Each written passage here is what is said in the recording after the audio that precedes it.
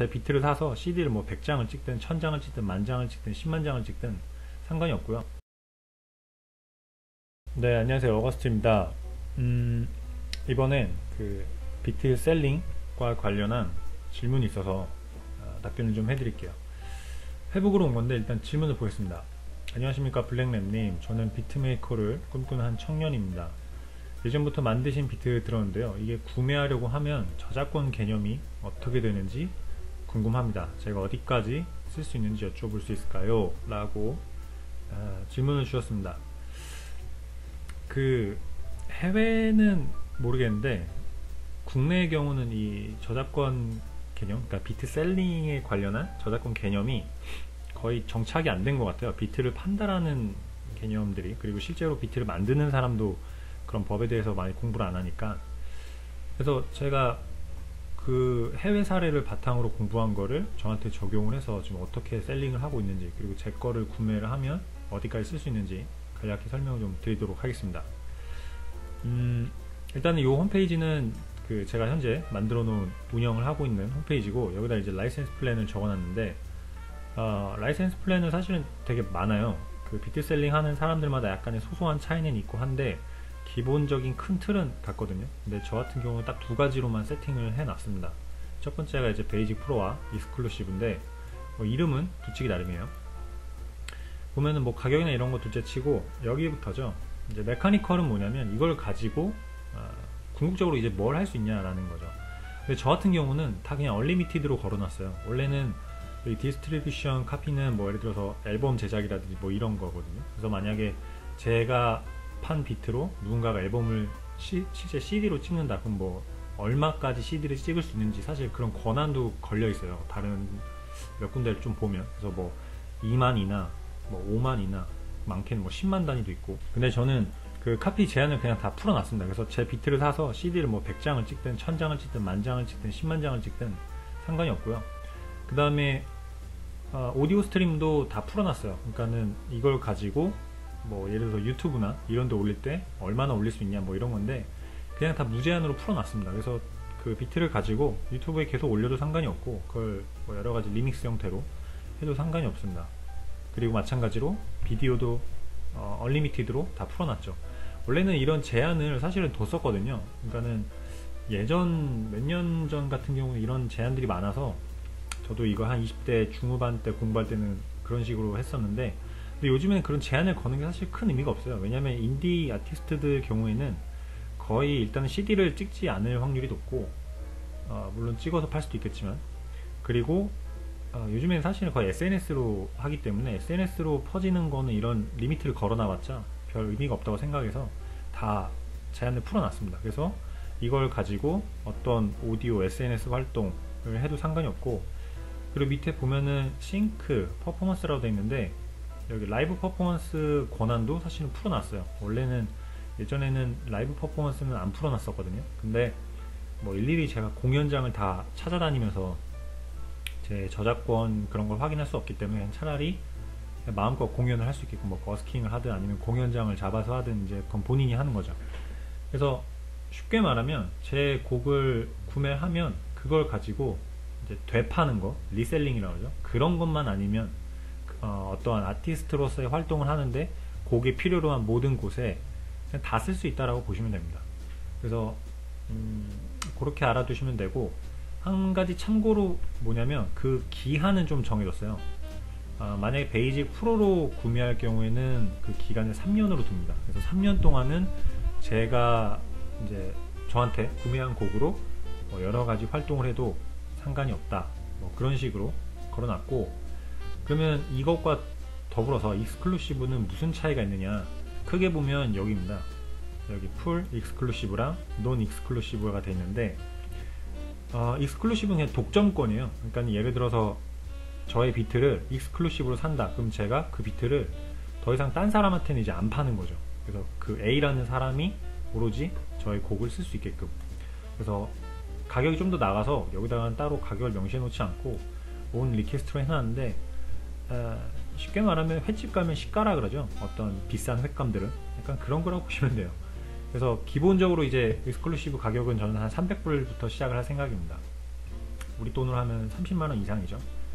이렇게 별로 비싼 건 아니라고 생각을 하는데, 어쨌든 미니멈이 한 300불이고 그 이상으로 책정되는 비트도 있을 거예요. 그러니까 비트를 제가 찍다 보면 나름 좀 고생을 했다, 좀 잘 찍었다라는 것들은 그 이상으로 익스클루시브를 팔 거긴 한데, 그 외에 이제 뭐 리즈로 베이직 프로 이 권한으로 구매하는 것들은 다 50불이면은 우리 돈으로 5만원 좀 이상이 되겠죠. 어쨌든 그러한 가격에 판매할 생각입니다. 그래서 좀 더 설명을 드리면, 제가 그러니까 저한테서 구매한 곡을 가지고 음원을 등록한다. 그럼 대부분 SNS에 올리기도 하겠지만 저작권 협회의 곡을 등록해서 팔 수도 있겠죠. 그럼 저작권 협회에 등록을 할 때 작곡과 편곡 기입란에 여기 써놨죠. 크레딧, 에임 존 더비츠, 이 이름을 같이 넣어 주셔야 돼요. 이게 이제 권한인 거죠. 그래서 단순히 뭐 SNS에 올린다 그러면 당연히 여기 써놨지만 타이틀이나 디스크립션, 뭐 예를 들어 유튜브다 그럼 유튜브의 제목과 그 설명란 있죠. 거기에다가 요 프로듀서 바이 에임 존 더비츠 명시하는 것과 더불어서 비즈니스적으로 봤을 때 저작권 협회에 만약에 곡을 등록한다 하면은 거기 아마 에임 존 더비치라고 검색을 하면 저의 이름이 나올 겁니다. 이미 저도 저작권 협회에 등록이 되어 있기 때문에. 그래서 작곡 편곡란에 에임 존 더비치를 입력을 해서 넣으시면 돼요. 물론 이제 저작권 등록을 하시는 분에 한해서 해당이 되겠죠. 그래서 그런 식으로 차이가 있고, 그 다음에 이제 독점권이라고 하면 여기 텀스의 기간이 없죠. 텀의 기간이 무제한입니다. 그러니까 한번 저에게 익스클루시브로 샀다 그러면 여러가지 사용 권한을 평생 할 수 있는 거예요. 그래서 그 곡을 이제 뭐 어떻게 사용을 해도 상관이 없는 거고, 그 다음에 제공되는 거에 있어서 약간 차이는 mp3와 웨이브는 다 드립니다만 추가로 스탬스, 그러니까 멀티트랙도 함께 돼요. 그러니까는 많은 사람들이 이제 곡 작업할 때 예를 들어서 믹싱을 다시 해야 된다 하면 이제 완성된 파일, 믹스다운 된 파일로만 가지고는 할 수가 없거든요. 그럼 이제 멀티 파일도 가지고 자신이 따로 믹스 엔지니어를 구해서 그 비트를 믹스를 맡기는 거죠. 그래서 그거를 이제 하려면 익스클루시브 권한으로 구매를 하시면 된다. 이렇게 보시면 될 것 같아요. 물론 여기 나와 있듯이 모든 에임 존 더비츠 태그는 다 삭제해서 드리고요. 인트로에도 아마 들어가지 않을 겁니다. 지금 작업해 놓은 곡들도 딱히 인트로에다가 그 제 시그니처를 넣지 않았거든요. 어쨌든 그렇게 되고, 네, 이것과 관련해서 예전에 제가 블로그에 올렸던 글에 댓글이 달렸던 질문인데요. 여기 한번 읽어볼게요. 뭐 많은 프로듀서들이 공감하는 글인 것 같아요. 질문이 있는데, 만약 두 아티스트가 어거스틴님 비트 중 같은 한 곡을 원해서 구매해 상업적으로 음원을 내려 한다면 저 두 명이 다 사용이 가능한가요? 아티스트 입장에서는 비트가 자기 곡 말고 다른 곡들에서도 쓰이면 아쉬움이 있을 것 같아서요. 이런 문제 때문에 이제 익스클루시브를 구매를 하는 거죠. 그러니까는 만약에 저한테서 어떤 곡을 샀는데 이 곡이 다른 아티스트는 안 썼으면 좋겠다 하면은 그때는 저한테서 익스클루시브 권한으로 구매를 하시면 제가 그 비트는 더 이상 판매를 하지 않고 홍보만 합니다. 예를 들어 유튜브에 올릴 때 솔드 아웃 됐다는 표시를 해놓거나, 그 다음에 제 홈페이지, 셀링 홈페이지에서도 솔드 아웃 표시를 해놓고 더 이상 바이 할 수 없게끔, 펄체이스 할 수 없게끔 세팅을 해놓죠.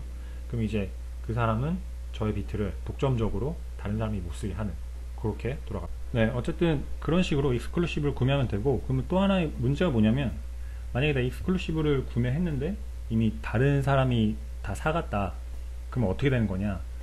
사실 그 부분은 어쩔 수가 없습니다. 그러니까는 이미 예를 들어서 한 5명이 제 비트를 사갖고 6번째 구매하는 사람이 익스클루시브를 산다. 그러면 5명한테 그 비트를 다 회수하고 이 사람한테 하냐? 그렇진 않아요. 그러니까는 어떻게 보면 좀 마음에 드는 비트가 있으면, 그리고 그거에 대해서 좀 욕심이 나서 빨리 앨범으로 내고 싶다 하면 그 비트가 업로드가 되었을 때 최대한 빠른 시간 내에 익스클루시브로 구매를 하는 게 본인한테 득이 되겠죠. 그리고 저 같은 경우는 이게 왜 리즈로 굳이 하냐면, 이 비트셀링을 하는 타겟 자체가 국내보다는 해외에 있습니다. 그래서 지금 제 거 사이트를 보는 그 인사이트를 볼 수 있는 그 페이지가 있거든요. 제 거 셀링 되는 거.